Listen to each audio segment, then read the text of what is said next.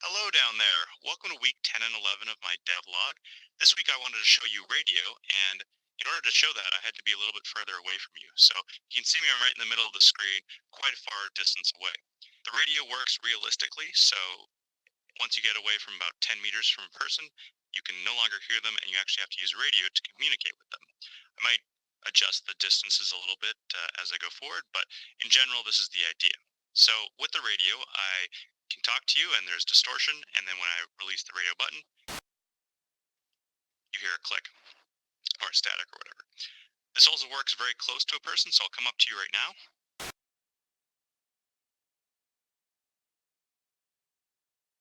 So when I get up close, you can hear me normally. I'm not actually holding the button down. If I turn on the radio, you can hear there's double talk. So the voice is actually coming out of my avatar as well as the radio that's on your avatar there. So I wanted to show you a little bit of how it works in real life. So I'll switch over to my view right now and get rid of this extra view. All right, I'm back in my own view. Now, the whole point of this game is to be as much a game as an actual teaching tool for sailing. And one of the really important things, especially if you're on bigger boats, is how to use a radio. So what I did is I found this radio model, and I first of all implemented grabbing and throwing around and all of those things that you need for just grabbing any object. I hadn't had this before when I was making the sailing boat because you couldn't actually grab anything off of it. But half the first week of when I was spending working on this was all about grabbing. So there's a few things. One, if I look down here, I can actually put the radio away into a holder that's on my chest. Then I grab it, pull it away, and we're good to go.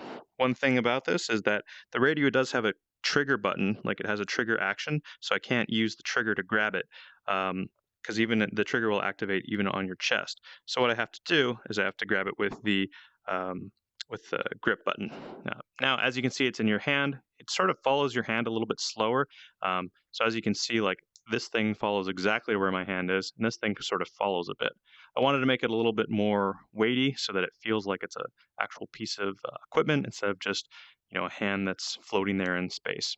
Right now, it doesn't have any ability to stop going through items, and I'm going to try and figure out if I want to make actual physics. So when it touches something, it sticks there, and if you put your hand down, which I'm doing right now, it still stays on top. Anyways, back to the actual radio. So a few things I want to do is, one, I haven't got this done yet, but I want to have the ability to adjust the voice or the sound level by grabbing this and twisting it around. But the thing I do have right now is channels. So right now I'm on channel 16.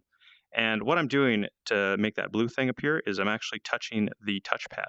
So when I touch the touchpad, it actually shows up. So instead of teleporting like when I'm normally playing, touching the touchpad will allow me to touch any of these controls. Now, two of the controls are the only ones that work right now, up and down. So if I click up, I'm actually changing through the different channels that I've assigned. And I can go the other way as well. Uh, Designed it really simply. I might add more channels later, but I want to give people the option to go off on their own channel.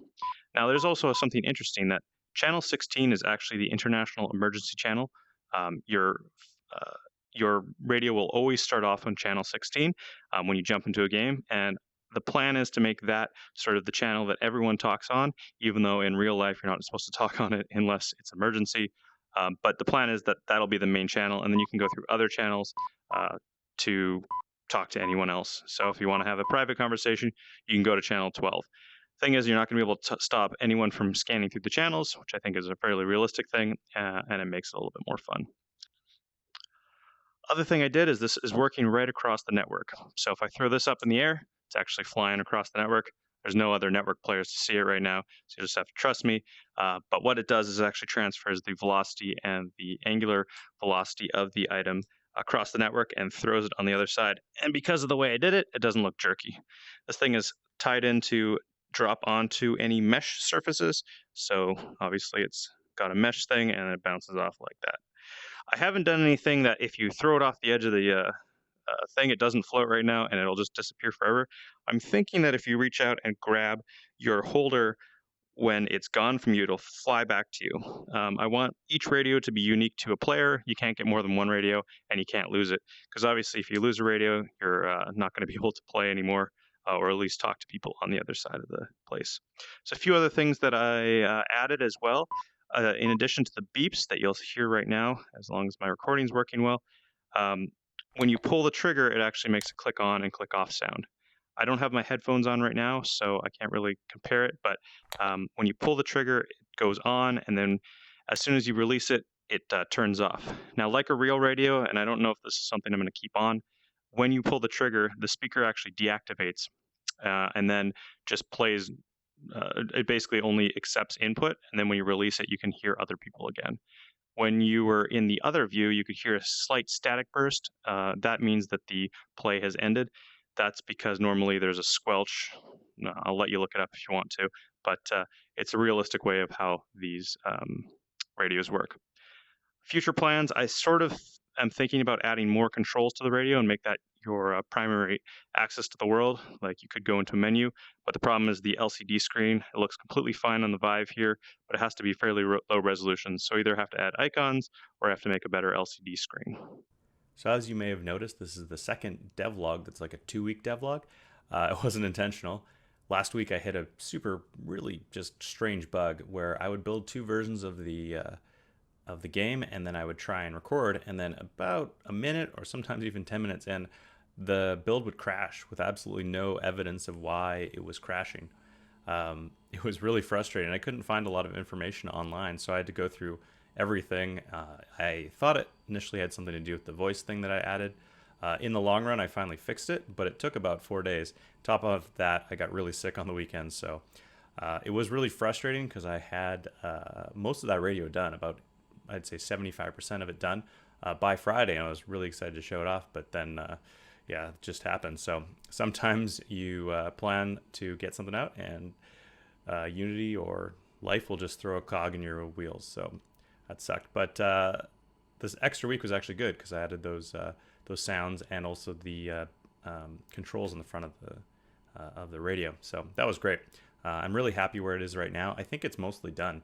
And kind of my plan with developing this game is to try and create small features, get them out, get them ready to use, and then tweak them as needed, but not spend a bunch of time, like build something halfway and then release it and fix it as it goes. I want to release full features that make the game awesome. So next thing I need to get done is create a deadline so that I can get the game to a level of completely bare bones, but get people playtesting it. And I've set that deadline for November 19th. So as of November 19th, I hope to have very bare bones, but all of the sort of sailing physics in and working decently well, so I can get my friends testing it and playing it then. And then after that, I'll be able to move on to fixing up a bunch of sound, getting the sound working well, and then I'll be moving on to a very closed beta. So things are moving along. The radio and the voice over IP was a big task that I didn't know if it was going to take a month or a week. Luckily, it took about 2 weeks, and it's working quite well. So I'm really happy with that. Yeah, and the next step is just to make sure that the sailing's great and make sure that there's something to do in the game. So that's actually the next part I wanted to talk about, which is I don't want it to just be a sailing game. I don't want it to just be a multiplayer game. I'm going to add some sort of adventure component to it. I want to give people purpose to go to islands that are in the distance, or a reason to jump into the game. The multiplayer will be great, but the idea is that you could play the multiplayer by yourself and just wait for people to join. Obviously, with VR, you've got a very small group of people that actually play the game, so luckily, because of the way the game's set up, you don't have to have necessarily play sessions. I could jump in at noon, and then maybe someone else starts playing at 12:30, and they could jump onto my server, and just we can start going sailing around. So now that the radios are working and the voice is working, it's giving you a good way to jump in. So yeah, that's really all I had to say this week.